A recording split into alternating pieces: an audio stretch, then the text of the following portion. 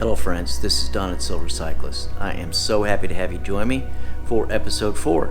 We're going to continue where we left off, and now we're going to talk about safety equipment both on the bike and off on your person.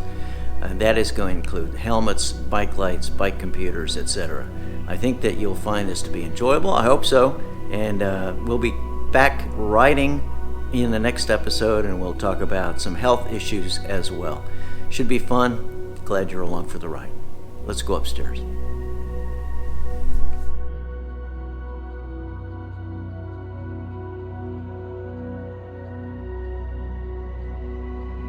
We're up in the studio. Let's talk about helmets. Helmet is without doubt the most important thing you can do for your personal safety. This varies worldwide. In Australia, there is a law requiring helmet wear by cyclists, at least on the road. And in places like the Netherlands, you just don't see it very often. In the United States, it is self-selective.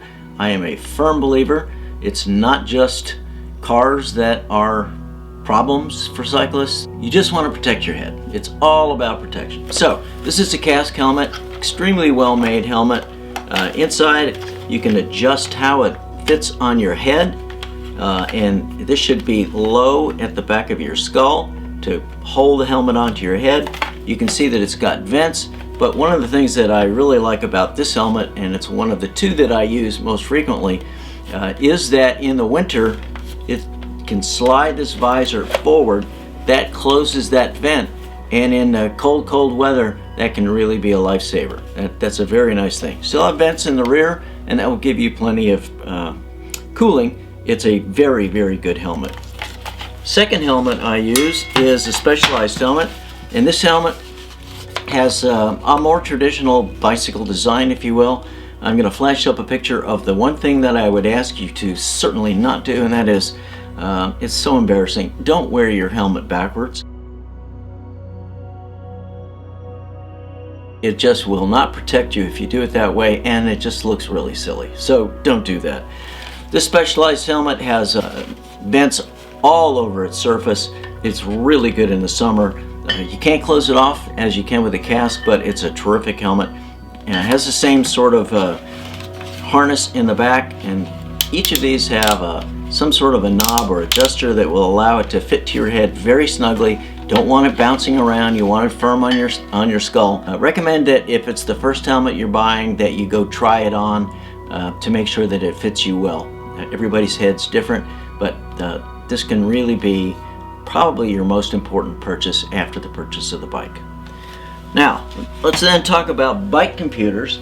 And everybody that is a cyclist has a favorite. I have two of the more popular ones here. This is a Garmin. This is a Garmin 810, and this is a Wahoo Element. They really are very similar in the sort of basic information that they provide you. They're going to give you distance, speed. If you measure power, they will give you a readout on your power in multiple ways of examining that, whether it's over a 3-second average or instantaneous. They will give you map options. They will track your ride. It's just an amazing amount of information in these tiny little computers, and they really are computers as well as very accurate GPS devices.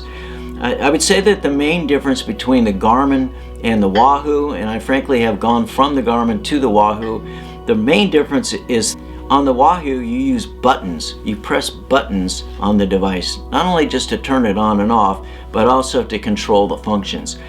When you have gloves on or your hands are sweaty, that is a really good option. The Garmin uses a touch screen, and the touchscreen technology works fine. I haven't had any problem with it, but it's very difficult to do in the winter or in the fall if you've got gloves on, or in the summer if it's extremely hot and you're kind of sweaty. I find it harder. I really have sort of fallen in love with the Wahoo and the ability to use these buttons. And so that's a personal choice. They're both great brands, and there are others. Again, look online, go to your local bike shop, talk to the folks there and see what they like, ask your riding friends. You can't go wrong with certainly with these two major brands. Great information can be found at GP Llama on YouTube or DC Rainmaker. They have exhaustive reviews of all the technology we're going to talk about, but certainly bike computers in particular. So let's talk about lights. Lights are extraordinarily important in terms of visibility. They range in price like everything that does. This is an inexpensive online purchase. It does the job. It works just fine.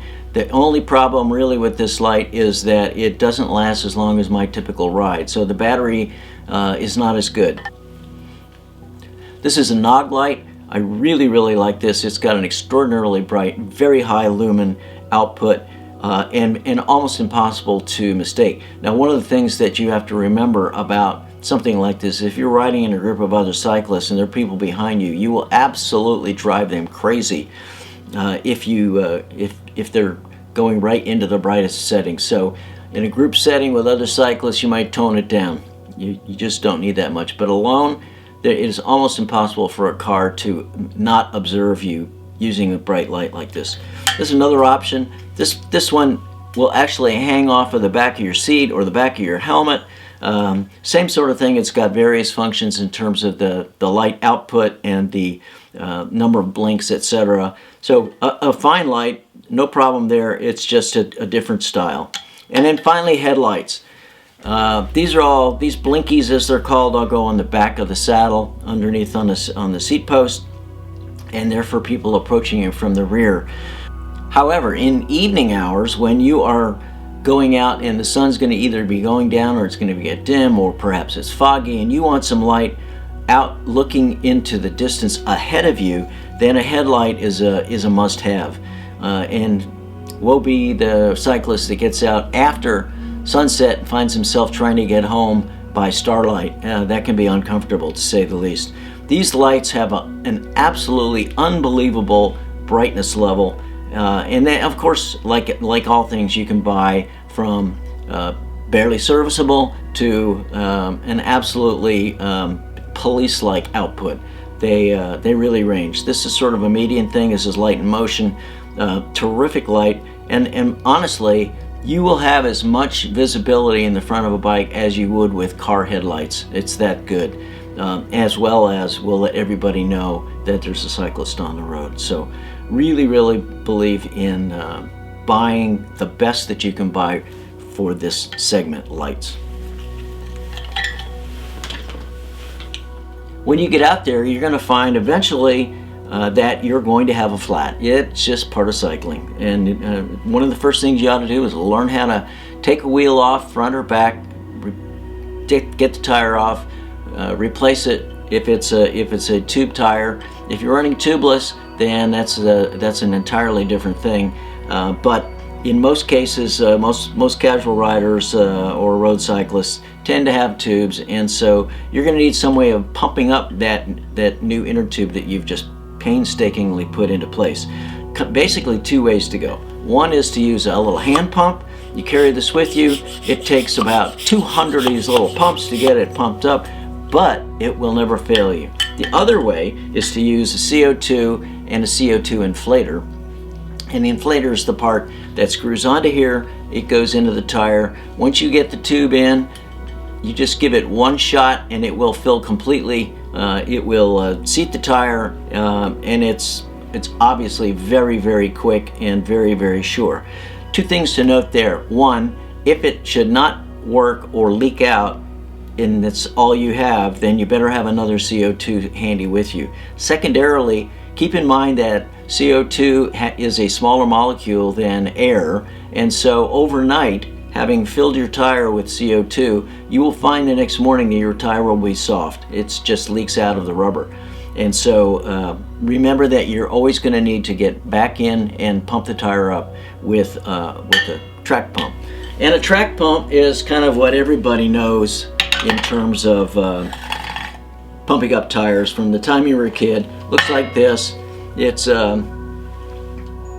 sits on the ground, put your feet on there and pump away. Very effective and very quick. So highly recommended that everybody have a track pump. You're going to want it. Then let's talk about safety for the bike. Safety for the bike can be something as simple as keeping an eye on it while you're in having your cup of coffee to locking it up. This is the lock that I use. It's very lightweight. It's Kevlar and it's got a steel insert, and very flexible, but it hardly weighs anything, and it's good for something as brief as a coffee stop or going into a store, getting yourself some food or something like that. It'll give you a little peace of mind. Set it with a combination. It'll tuck in your back pocket. You'll never even notice you have it. And then if your commuter locks range up into enormous D-locks, there are all kinds of chain locks, etc. And while I suppose every lock can be defeated, you can gauge how secure you are in your bike safety by the amount of money and the amount of weight you're willing to carry around. But I really believe in this. It's great for just a quick stop if you're going to stop and have coffee. In terms of personal safety, you need to have some sort of ability to let people who find you, should anything untoward happen, know who you are. So some sort of ID. There's a little wallet-like thing that I carry with me, and inside here I'll carry some cash, a credit card, my driver's license. Inside here, though, it's an option. It's kind of an ID alert. On this side is a USB, and so you actually load in. You put this into a computer in the USB port.